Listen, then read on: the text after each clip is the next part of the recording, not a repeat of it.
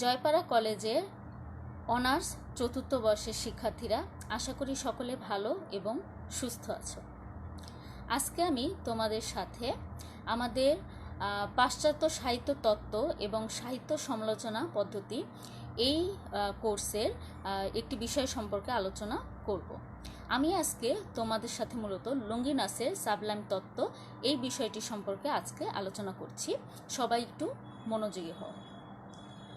তো আমরা জানি যে আমাদের এই যে ইউরোপীয় সাহিত্য যে সমালোচনা, এই ক্ষেত্রে কিন্তু গ্রিক যে সাহিত্যিকরা আছেন অর্থাৎ সাহিত্যিক সমালোচকরা আছেন তাদের কাছে তাদের ঋণটা অনেক। এবং এরই ধারাবাহিকতায় আমরা প্রথম যাকে পাই তিনি হচ্ছেন অ্যারিস্টটল, এবং অ্যারিস্টটলের অবদান সবচেয়ে বেশি। তারপরে যার নাম আমরা বলতে পারি তিনি হচ্ছেন লঙ্গিনাস।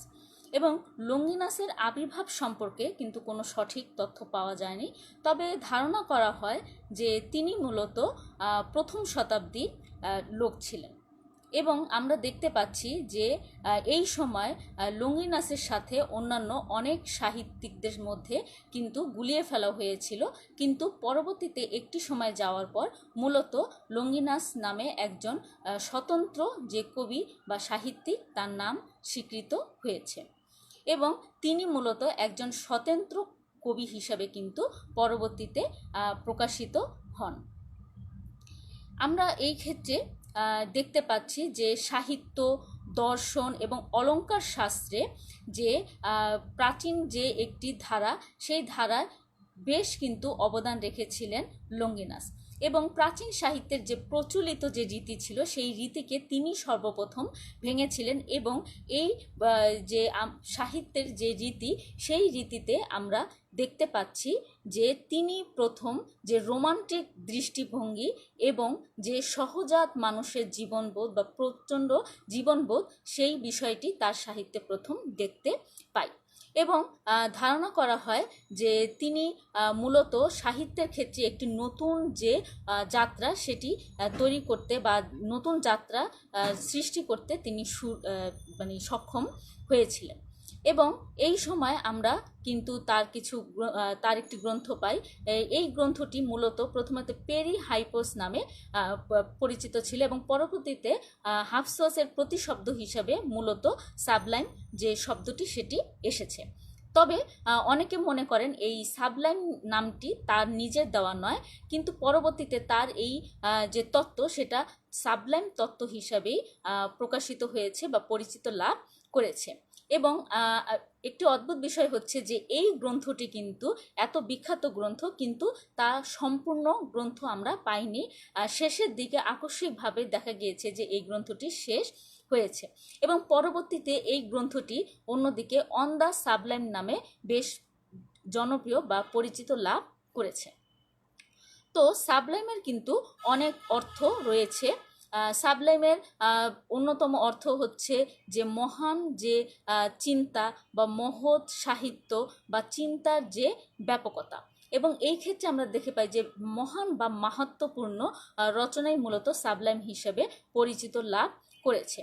এবং আমরা দেখতে পাচ্ছি যে লঙ্গিনাস এই সাবলাইম বলতে মূলত যে রচনার যে সমুন্নতি সেই বিষয়টার কথা উল্লেখ করেছেন, অর্থাৎ তিনি এমন রচনা লিখতে বলেছেন যেখানে ভাব এবং ভাষার একটি অসামান্য যে প্রয়োগ সেই প্রয়োগটি দেখা গিয়েছে। এবং পরবর্তীতে অনেক জায়গায় আমরা দেখেছি যে অনেকেই কিন্তু বারবার এই যে এই সাবলাইমকে আনন্দ বেগ হিসেবে পরিচিত লাভ করেছে, অর্থাৎ সাবলাইম মানেই হচ্ছে সাহিত্যের সেই একটি ধারা যাতে করে পাঠকদের মধ্যে আনন্দের একটি ধারা যেন বয়ে যায়।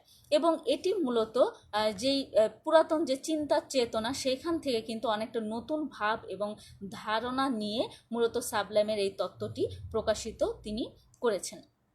এবং আমরা দেখতে পাই যে এই যে যে যারা হচ্ছে বক্তব্য দেন, অর্থাৎ এই বক্তব্য প্রদান কিন্তু শ্রোতাদের কাছে মনোমুগ্ধকর শোনায়, অর্থাৎ অত্যন্ত শ্রুতিমধুর। অর্থাৎ তিনি বলতে চাচ্ছেন এই যে শ্রুতিমধুরতা ভাষণের, সেটার মূল বিষয় হচ্ছে ভাষার অসামান্যতা প্রয়োগ, এবং এই যে ভাবের অসামান্যতা, যে ভাষা যে ভাবের মানে অসামান্যতা বা ভাষার অসামান্যতা, এটি মূলত তিনি সাহিত্যের অসামান্যতা হিসাবে বিবেচিত করেছেন। এবং তার মধ্যে হচ্ছে সাবলাইম যে তত্ত্ব, সেই তত্ত্ব অনুযায়ী সাহিত্য হবে এমন যেটা কিনা সর্বকালের এবং সর্বযুগের সকল ধরনের মানুষের মধ্যে একটি আনন্দ প্রবাহিত করে, অথবা তাদের সকলের বোধগম্য হয়, অথবা তাদের মধ্যে একটি অন্যরকম চিন্তা বা ভাবের যে যে প্রসার, সেটি যেন হয়। এবং আমরা দেখতে পাচ্ছি লঙ্গি নাসি কিন্তু সর্বপ্রথম তিনি ভাব এবং ভাষা যে একটি অদ্বৈত সম্পর্ক, এটি প্রকাশ করেছেন, বা তিনি প্রথম এই বিষয়টি বলেছেন। অর্থাৎ তার মতে ভাষার মাধ্যমে মূলত আমরা বিভিন্ন ভাবের প্রকাশ করতে পারি, এবং সেই ভাব বিভিন্ন রকম হতে পারে। তবে যাই হোক না কেন, এই ভাব এবং ভাষা যে একে অন্যের পরিপূরক, তিনি তা বলেছেন। এবং তিনি এই সময়কার, তিনি সমসাময়িকের যে গ্রিকের যে বিখ্যাত মহাকাব্য হোমার, এবং ওই সময় যে রচিত ট্র্যাজিক নাটকগুলো ছিল, যেগুলো রচনা করেছিলেন প্লেটো, অ্যারিস্টটল, সফোক্লিস, এই নাটক এবং রচনাগুলোকে তিনি মূলত সাবলাইমের উৎকৃষ্ট উদাহরণ হিসেবে বিবেচনায় এনেছেন, এবং তিনি এই রচনাগুলোকে অত্যন্ত গুরুত্ব প্রদান করেছেন। এরপরে আমরা দেখতে পাচ্ছি যে তিনি মূলত সাবলাইমকে দুটি ভাগে ভাগ করেছেন। প্রথম ভাগ হচ্ছে তীব্র আনন্দবেগ, অর্থাৎ সাবলাইম মানেই হচ্ছে রচনার মধ্যে প্রচণ্ড আবেগ এবং আনন্দ, যে একটা ভাব বা দোদনা, সেটা থাকতে হবে। এবং তিনি দ্বিতীয় অংশ হিসাবে বলেছেন যে এই উপযুক্ত বা সমন্বিত বা মহত্বপূর্ণ যে রচনা, সেই রচনা যে যারা রচনা করছেন তাদের যে সেই ব্যর্থতা, অর্থাৎ যারা এই সমুন্নত রচনা করতে পারছেন না, সেই ক্ষেত্রে দেখা যাচ্ছে যে ভাব বা ভাষার যে সমন্বয়, সেটার যে অভাব, সেটা দেখা যাচ্ছে, অথবা যেই রচনাটা হচ্ছে সেটি হয়তো সকল পাঠককে মনে ছুঁয়ে দিতে পারছে না। অর্থাৎ এই যে ব্যর্থতা, এগুলো তিনি উল্লেখ করেছেন। এবং তিনি এই ক্ষেত্রে মূলত যে মহৎ সাহিত্য, সেই মহৎ সাহিত্য রচনার অন্তরায় হিসাবে এই বিষয়গুলোকে বিবেচিত করেছেন। অর্থাৎ এই যে ভাব এবং ভাষার সমন্বয়, অথবা মহৎ বা মহান সাহিত্য রচনা, এই বিষয়গুলো যে ত্রুটিপূর্ণ কেন হচ্ছে, তিনি কিন্তু সেটাও প্রকাশ করেছেন। তবে তিনি এই ক্ষেত্রে এই সাবলাইম যে সাহিত্য, অর্থাৎ সাবলাইম তত্ত্বের ভিত্তিতে যে সাহিত্য যে সমালোচনা, সেই বিষয়টিকে তিনি মূলত 5টি সূত্রে বিভক্ত করেছেন। সেই ক্ষেত্রে আমরা প্রথমেই দেখতে পাচ্ছি ভাব এবং চিন্তার অসামান্যতা। অর্থাৎ তিনি প্রথমেই বলতে চাচ্ছেন যে একটি যে রচনা, সাহিত্য, কাব্য বা যে কোনো রচনা, সেটি অবশ্যই ভাব এবং চিন্তার অসামান্যতা থাকতে হবে। সেই ক্ষেত্রে ভাব প্রকাশের ক্ষেত্রে অবশ্যই যে রোমান্টিক দৃষ্টিভঙ্গি এবং যে ব্যক্তি মানবের যে স্বতন্ত্র চিন্তা চেতনা, সেই বিষয়টি কিন্তু এই ক্ষেত্রে তিনি প্রকাশ করা গুরুত্বপূর্ণ বলে মনে করেন। এবং সেই ক্ষেত্রে করুণা, ভয়, ভীতি, এই সমস্ত আবেগগুলোকে তিনি অত্যন্ত সেকেলে এবং আটপোরে বলে মনে করেছেন। এবং এই ক্ষেত্রে এই অনুভূতিগুলো মূলত যে মহৎ সাহিত্য, সেটি রচনায় বাধা প্রদান করে। এবং তিনি দ্বিতীয় বলেছেন যে আবেগের যে একটি প্রসারতা, অর্থাৎ প্রচণ্ড আবেগ দিয়ে সেই রচনাটি তিনি রচনা করার জন্য লেখকদেরকে বলেছেন।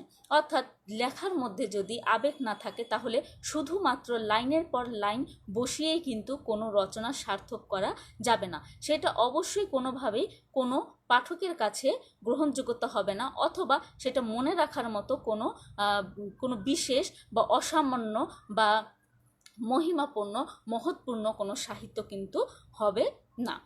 এবং আমরা দেখতে পাচ্ছি যে পরবর্তী অংশ হচ্ছে অলংকার, এবং তিনি বলতে চাচ্ছেন যে যেই কোনো রচনার ক্ষেত্রে অলংকার অত্যন্ত গুরুত্বপূর্ণ একটি বিষয়, এবং যে কোনো কবিতা রচনার ক্ষেত্রে আমরা দেখতে পাচ্ছি অর্থালঙ্কার এবং শব্দালঙ্কার এই দুটি বিষয় কিন্তু গুরুত্বপূর্ণ, এবং এই অর্থালঙ্কার এবং শব্দালঙ্কার এই দুটি বিষয় মূলত মিলেই কিন্তু বাক্যালঙ্কার হয়ে থাকে।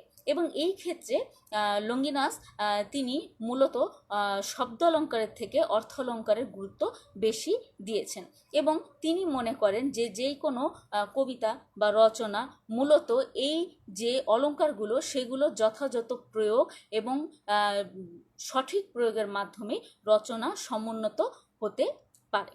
এবং তারপর আমরা দেখতে পাচ্ছি পরবর্তী চতুর্থ যেই সূত্র, সেই সূত্র হচ্ছে ভাষা এবং যেভাবে সঠিক প্রয়োগ, অর্থাৎ ভাষা বা শব্দ নির্বাচনে আমাদেরকে অবশ্যই এই ক্ষেত্রে সতর্ক হতে হবে, এবং তিনি মনে করেন যে লাইনের পর লাইন মিলিয়েই কোনো কবিতা ধারণ করা সম্ভব নয়, সেই ক্ষেত্রে যথাযথ উপযুক্ত যে শব্দ সেইটার প্রয়োগ করতে হবে, এবং এই শব্দের পাশাপাশি ছন্দ, চিত্রকল্প, উপমা, উৎপ্রেক্ষা এগুলো যথাযথ প্রয়োগেই মূলত একটি মহৎ বা মহত্ততম যে সাহিত্য সে সাহিত্য হতে পারে।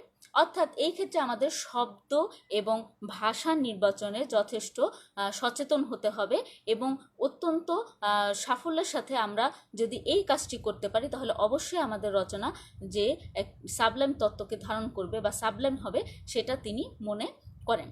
এবং সর্বশেষ হচ্ছেন যে তত্ত্ব যে বিষয়টি সেটি সূত্রটি সেটি হচ্ছে সমোন্নতি, অর্থাৎ তিনি বারবার কিন্তু একটা কথাই বলেছেন, রচনার সমোন্নতি, অর্থাৎ এই রচনার সমোন্নতির মাধ্যমেই মূলত পুরো রচনাটা সুন্দর হতে পারে।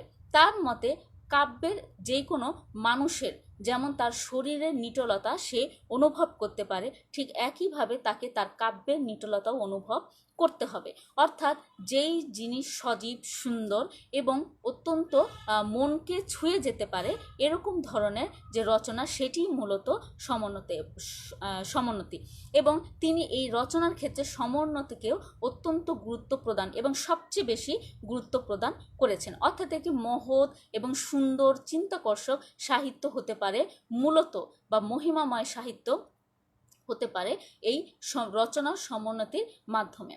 এবং তিনি এই যে 5টা সূত্র দিয়েছেন তার প্রথম দুটো আমরা দেখতে পাচ্ছি সহজাত, এবং আমরা ধারণা করছি এটি মূলত তিনি প্লেটো, অ্যারিস্টটল এবং হোরেসের মাধ্যমেই তিনি এই ভাবগুলো অর্জন করতে পেরেছিলেন, কিন্তু পরে যে 3টি এটি হচ্ছে মূলত কলা কৌশলজাত, অর্থাৎ যথোপযুক্ত অনুশীলনের মাধ্যমে মূলত এই বিষয়গুলো আমরা ধারণ করতে পারি, এবং রচনায় এগুলো ধারণ করলে অবশ্যই সেই বিষয়গুলো সার্থক বা সার্থক রচনা বা সার্থক সমালোচনা হবে বলেন লঙ্গিনাস মনে করেন।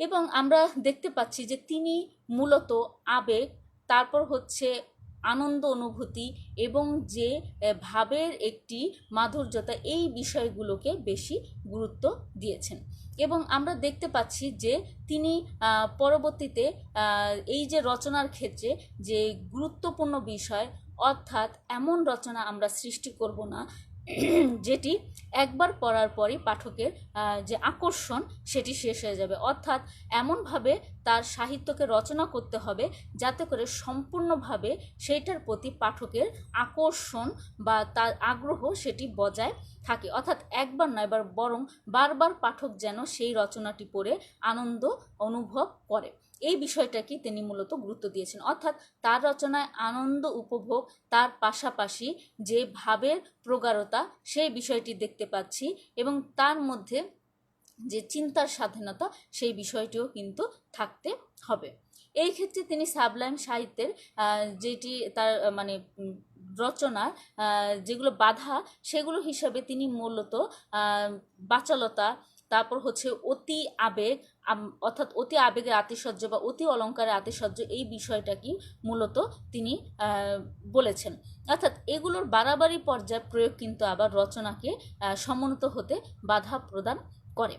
তো আমরা দেখতে পাচ্ছি যে লঙ্গিনাসি হচ্ছেন মূলত এই যে তুলনামূলক যে সাহিত্য তত্ত্ব তার প্রথম স্রষ্টা, এবং তিনি অত্যন্ত সুন্দরভাবে আমাদেরকে কিভাবে কবিতা বা সাহিত্য সমালোচনার ক্ষেত্রে আমরা গুরুত্বপূর্ণ যে বিষয়গুলো সেগুলো তিনি মূলত আমাদেরকে বলেছেন। এবং তিনি এই সাবলাইম তত্ত্বের মাধ্যমে প্রথম যে দেখা যাচ্ছে যে প্রাচীন গ্রিক, তিনি মূলত প্রাচীন গ্রিক এবং রোমান সাহিত্যিক, তো এর মাধ্যমে দেখা যাচ্ছে যে তিনি এই যে প্রাচীন একটা ধারা সেই ধারাকে পরিবর্তন করেছেন, এবং এই ধারাকে পরিবর্তন করে তিনি রোমান্টিক যে দৃষ্টিভঙ্গি বা রোমান্টিক যে বিষয়ে যে প্রবর্তন সেটি করেছেন। তার পাশাপাশি চিন্তার স্বাধীনতা এবং ভাব প্রকাশের যে স্বাধীনতা সেটা বলেছেন।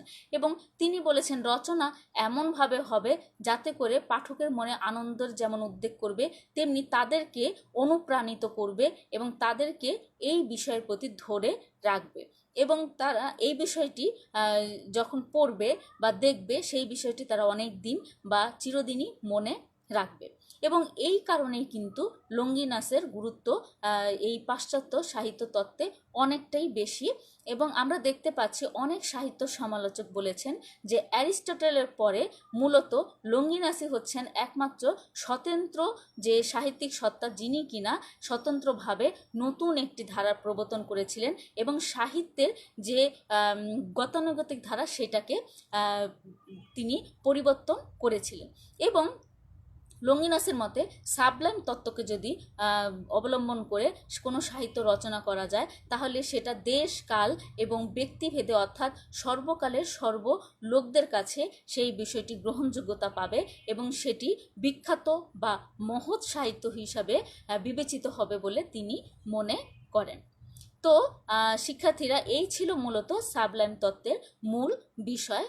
তো তোমরা একটু বাসায় এই সাবলাইম তত্ত্ব পড়বে, এবং এটি মূলত লঙ্গিনাসের যে সাবলাইম তত্ত্ব সেটি বা মহৎ সাহিত্য বলতে কি বুঝো এইভাবে হয়তো প্রশ্ন আসতে পারে। তো তোমরা এই বিষয়টা অবশ্যই বাসায় পড়বে। তো প্রিয় শিক্ষার্থীরা, তোমরা অবশ্যই বাসায় অবস্থান করবে এবং কোনো প্রয়োজন ছাড়া বাহিরে বের হবে না, এবং বের হলে অবশ্যই মাস্ক পরিধান করবে, এবং যথাসম্ভব যে নিরাপদ সামাজিক দূরত্ব সেটি বজায় রাখবে, এবং খাওয়া দাওয়া এবং স্বাস্থ্য সচেতনতার মাধ্যমে এই যে একটি দুর্যোগ যাচ্ছে সেটিকে অতিক্রম করবে, এই প্রত্যাশা রেখে আমি আমার আজকের অনলাইন ক্লাস শেষ করছি। সকলকে অসংখ্য ধন্যবাদ।